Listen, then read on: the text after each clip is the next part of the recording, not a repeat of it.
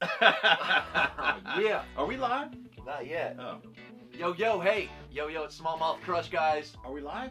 We're getting there. All right. We got a couple things going on. We're going to do a live Facebook, which the viewers on YouTube won't be able to see. Right. However, I'm in the bass room, the bass lab, you call it. Bass lab right here. And this is part 2 of our video series. We're going to talk more specifically today, in depth, springtime cranking, because now's the time of the year.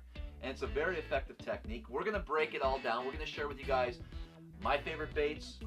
Obviously, Eric has a huge collection of crankbaits, so we're going to get into that. That's all coming up.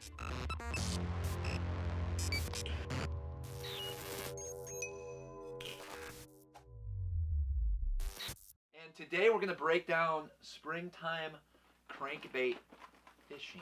What's in the box, Travis? We love crankbait fishing. I love to throw a crankbait, especially in the springtime.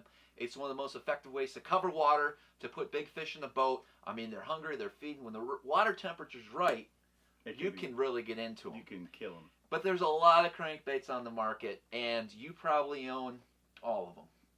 Close. Pretty close. You know, we fish a lot of tidal waters. Potomac, Chesapeake Bay, areas like that. A lot of these crankbaits will work wherever you're fishing. Sure, lakes. I mean, really. No question. Universal. Absolutely. So let's get into it. Let's talk, I guess, time of the year. So there's a super cold water pattern. Yeah. 30s, low 40s. That's when you're going to want to use a lot of balsa, flat-sided crankbaits. And we can probably talk about, I mean, let's talk about the different stages when you would start throwing a crankbait. I think there's early, like late winter is right now. Because the water temp's still below 40. Right? What do you think it is right now in the upper bay, for instance? Oh, probably in the high 30s. High 30s. So we'd still be throwing blade baits in the high 30s. I mean, to be honest, right?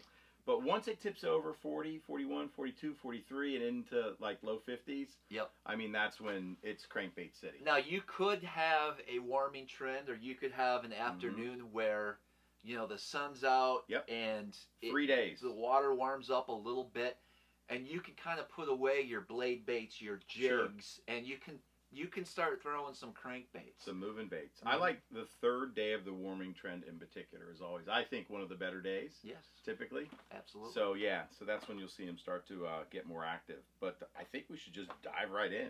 Let's go. And talk about, like, one of the best. Can you guys see that? Shad. Up here, too, bro. Oh, sorry.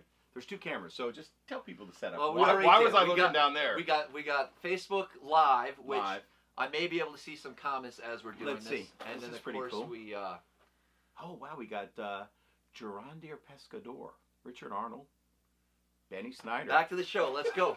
Hey, hi, everybody. All right, let's just dive in. Shad Rap, arguably one of the best cold water crankbaits. Without a doubt. It's balsa, right? So, Travis, what size Shad Rap do you like to throw? Definitely not one like that. Okay, that's big. That's like a 9, and then you got all the way down to this little 5. 5, yep. So the 5 in a crawfish color or a shad color has got to be one of the best. Sure. Goldfish, too.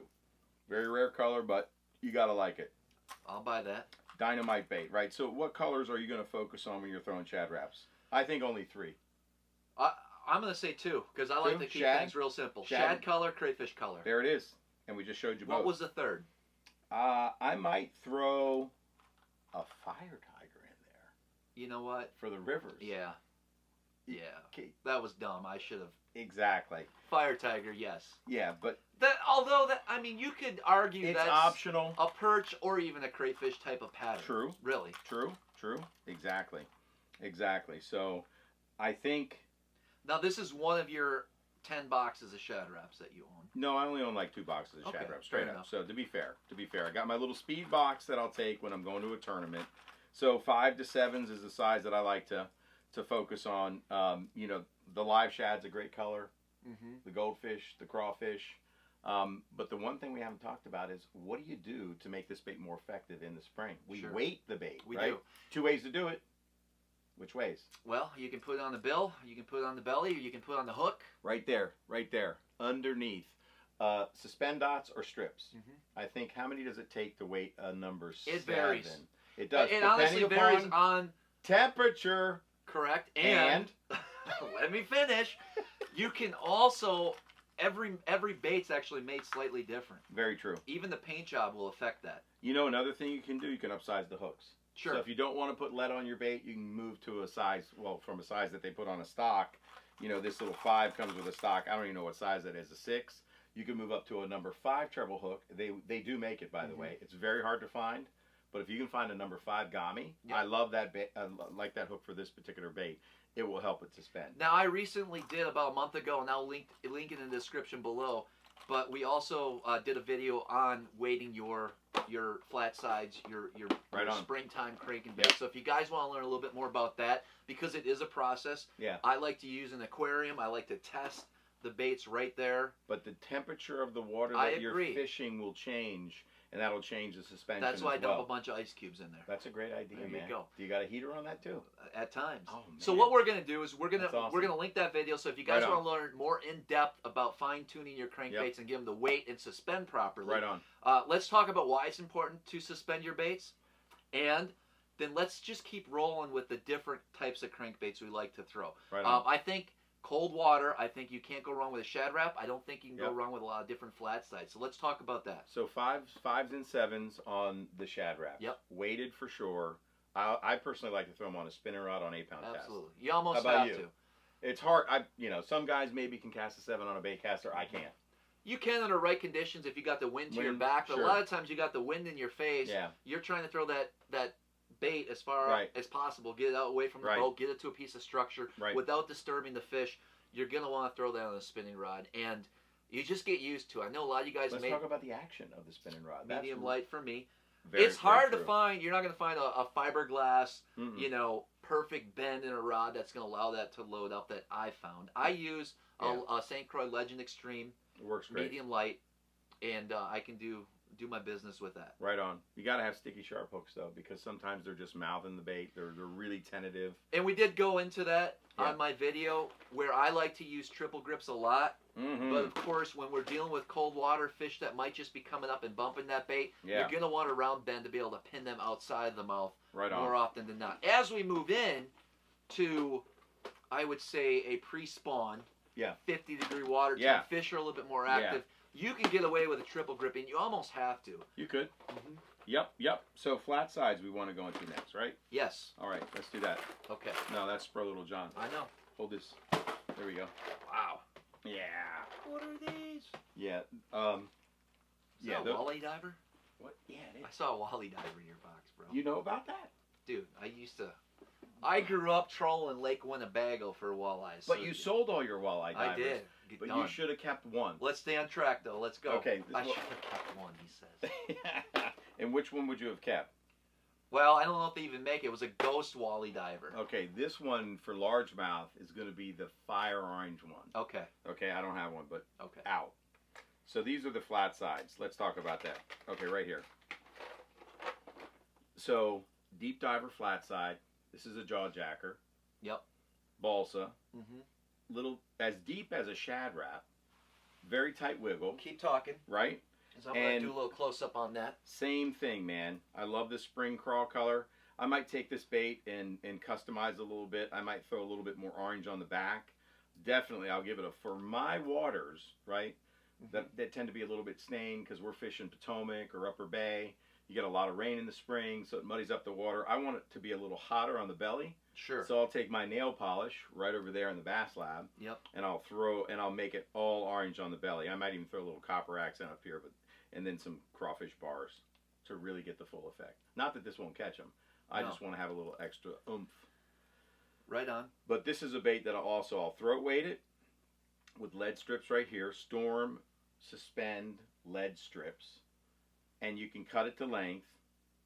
I'll definitely start it here on the throat, and I'll take it up right to that line tie. Sure. You got to make sure it's even.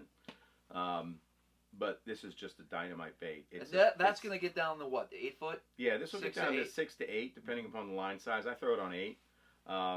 But man, I actually caught one of my biggest tournament bass on the Upper Bay on this style of flat side. I caught a 6-8 on 8-pound test. Big Bass Award for that tournament, which is pretty cool. Fishing with Mike Piccolo, blade bait legend on the Upper Bay. But this has a very tight wiggle to it. So, and I think the suspension, now I'm worming this crank, so a lot of people will just straight retrieve.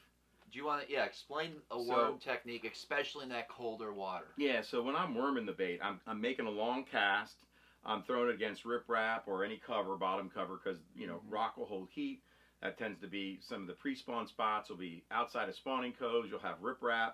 And so I'm reeling fast to get the bait down to the depth, right? And then instead of reeling the bait, I'm pulling the bait with my rod, short pulls, and I'm feeling the bottom. So I'm pulling it along very slowly. I'm not really like ripping my rod tip. I'm literally pulling it.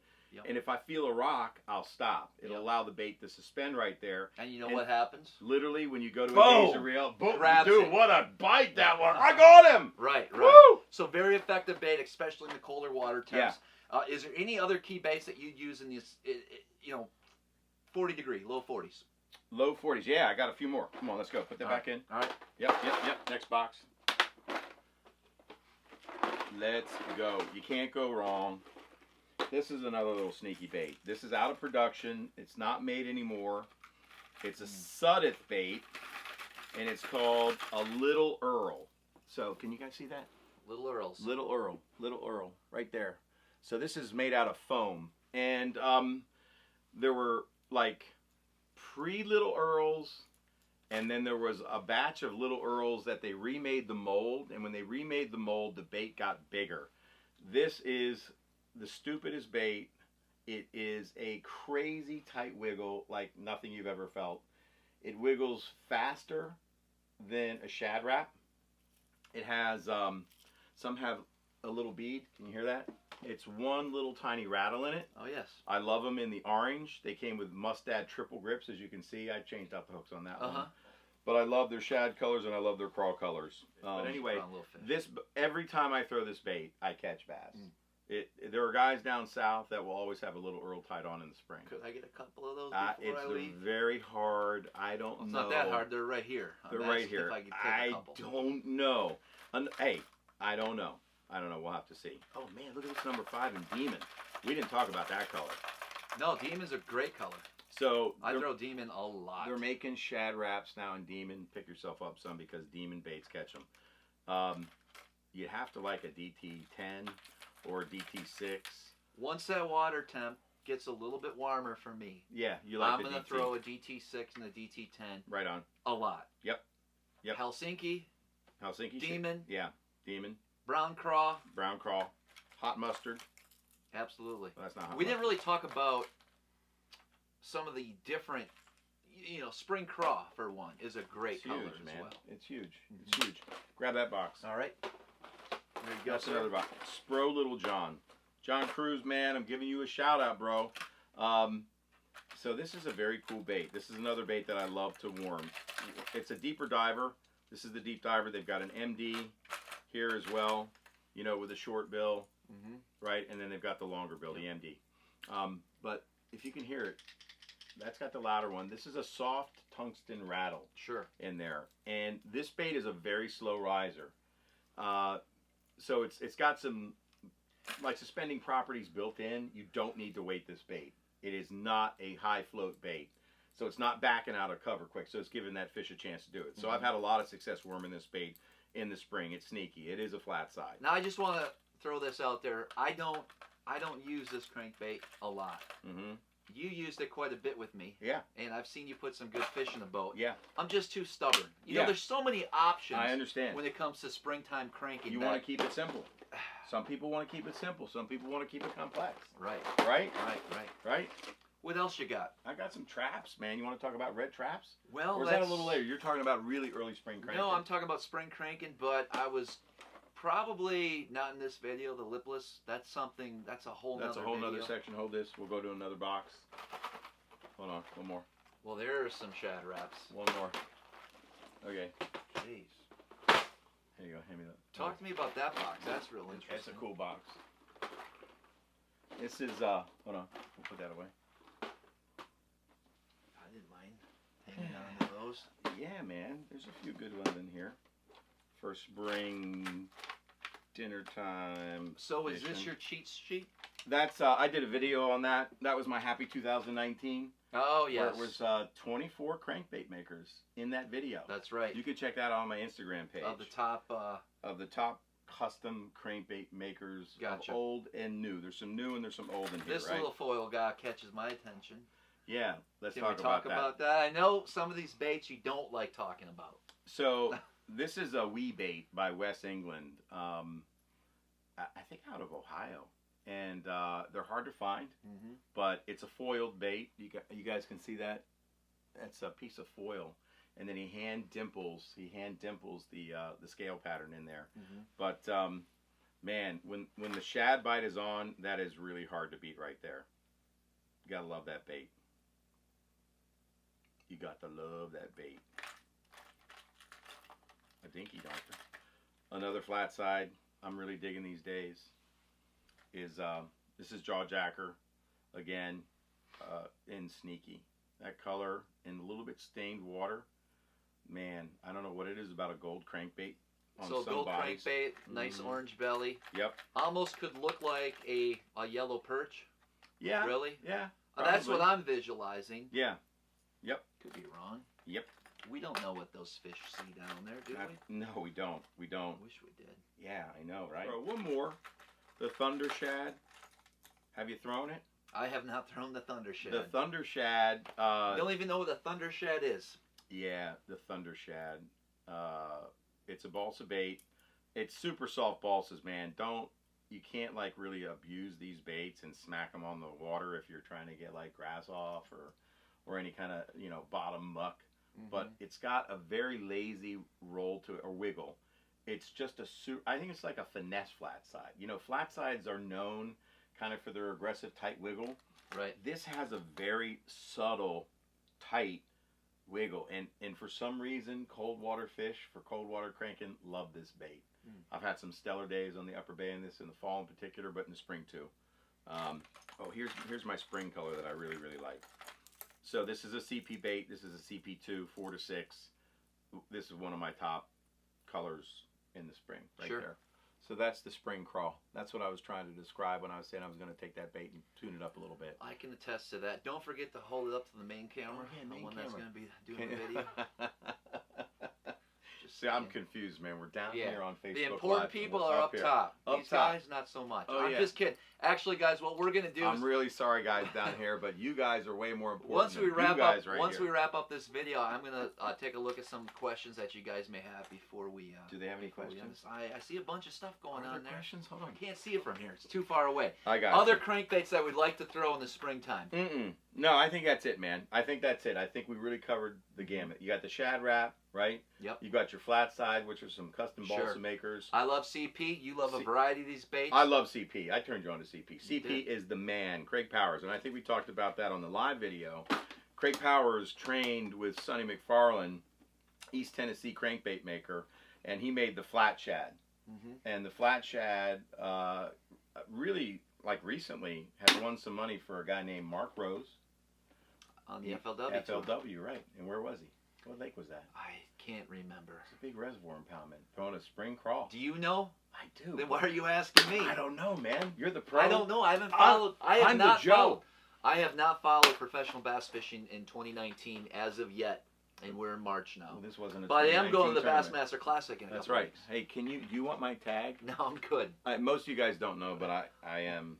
I mean, I was part of the event production camera. Yeah, back for the Classic in 2010. Oh. So I was there. That was New Orleans. I was backstage, man. I didn't know you then. KVD, right. Right. I was hanging out with Fish Fishburne, man. Crazy and stuff. Bob Cherry. Unbelievable. Well, listen, guys, we got a bunch more videos that we're going to be putting out here in this series since we're overtaking Eric's Bass War Room, Bass Lab, whatever you want to call it. It's very overwhelming. I've never seen tackle like this before, dude. And I appreciate you letting me get a glimpse into that lifestyle. No problem. I thought I had a lot of tackle. I would go crazy. I wouldn't even know where to start. I wouldn't know how to organize. Unreal. Thank you. Unreal. Hey guys, don't forget to subscribe to my channel if you haven't already. Leave any likes and comments below. Let me know what you thought of this quick little video on springtime cranking. Right on. We're actually going to get out in the boat and hopefully show you firsthand some springtime cranking. Oh, we will. In the next month or two. That's right. It's coming up.